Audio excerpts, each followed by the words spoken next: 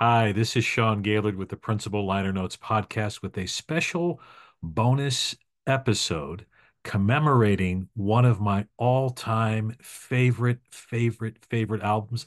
I have blogged about this album. I've actually done a podcast. I've done probably two or three podcast episodes about this particular album.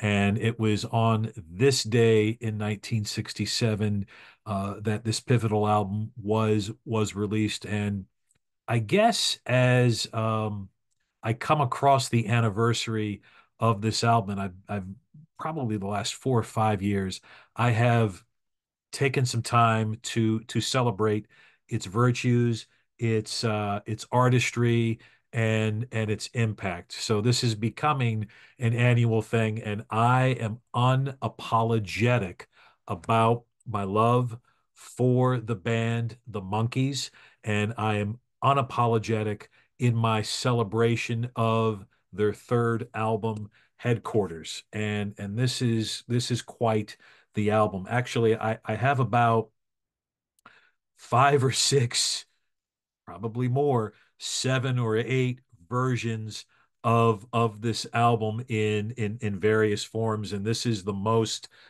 recent edition of this album that comes to us from Friday Music, and this is a special commemorative blue vinyl edition of Headquarters, and in mono, and there is side one, and then side two.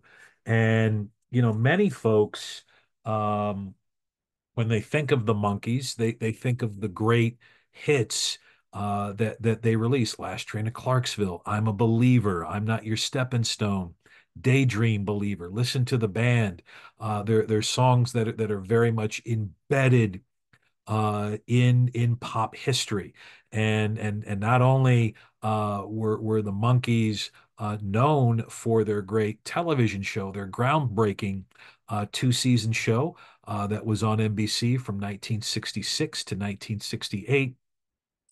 But they also became a legitimate full-blown band, and this album, Headquarters, is the first album in which they had complete creative control, in which they collaborated with the great producer Chip Douglas, formerly bassist from the Turtles at the time, and he was drafted by Michael Nesmith to produce their third album, on which they had complete creative and artistic and musical control, and the Monkees became a band.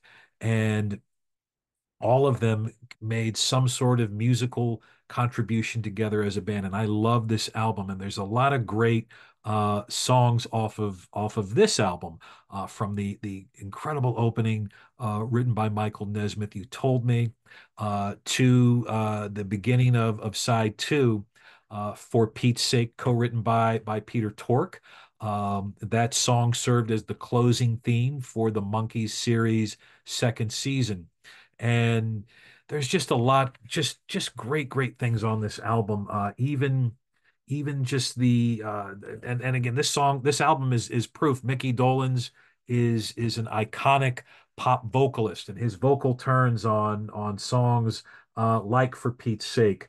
Um, his song Randy Scouse Git, which closes the album.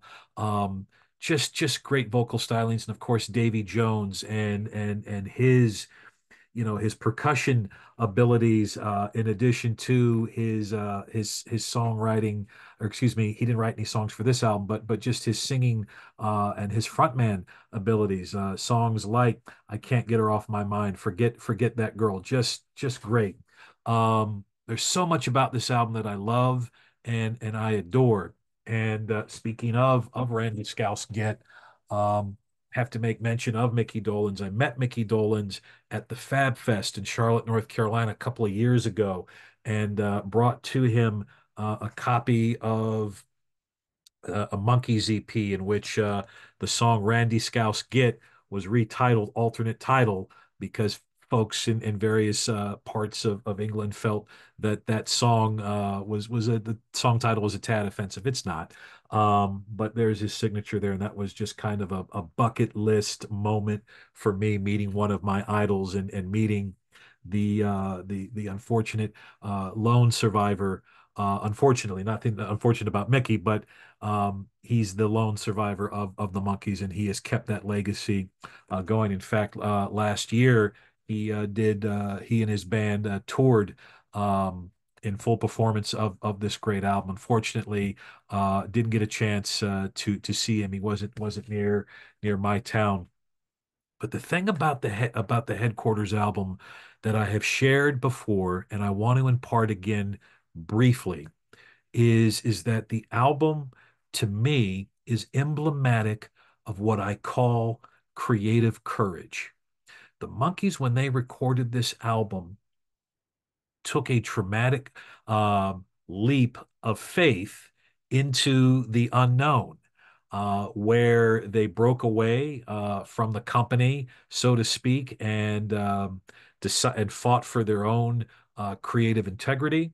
And because they were getting a lot of kind of heat, so to speak, for not playing their own instruments on their albums, even though they had performed live in concert. So this album is to me very emblematic of the courage that it takes, that when you have a vision and when you've got a group of folks that believe in that vision, great things can happen, as scary or as traumatic or as unnerving as it may be. And the Monkees stuck together with this vision that yes, we can write songs, we can play them, we can arrange them, we can pull all of our strengths together and pull together this masterpiece. And I do consider Headquarters a garage rock masterpiece, an album that has stood the test of time, that has been re-released, revisited, and here we are celebrating it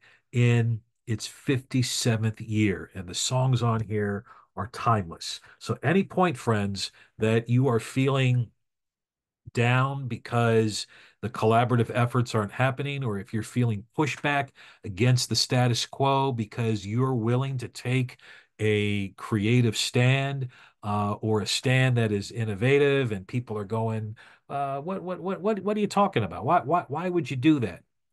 Think about this album and think specifically about the liner notes on this album, which I'll quote from you. Each of us has some musical thing, from Manchester to Texas, from the East Coast to the West. And when four people just go with their thing, what comes out is a whole.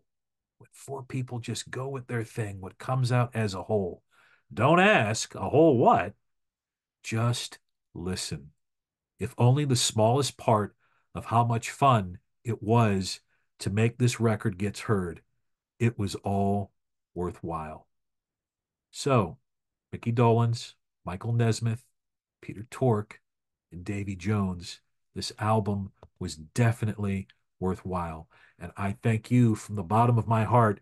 57 years later, this album was recorded and released 3 years before I was born, but this album has definitely been my go-to when I need inspiration or a reminder that collaboration and innovation can happen. And it's okay if you go off the beaten track. It's okay if you take that leap into the unknown when you've got folks sharing that vision together and pulling that together with love and insight and strength and gifts all being shared together. Definitely a worthwhile whole what. Happy birthday to Headquarters, and thank you, Monkees. This is Sean Gaylord from the Principal Liner Notes podcast, signing off. Don't forget to share with the world your dreams, your ideas, and your visions, because the world needs them, and you help make the world a better place, just like Headquarters from the Monkees.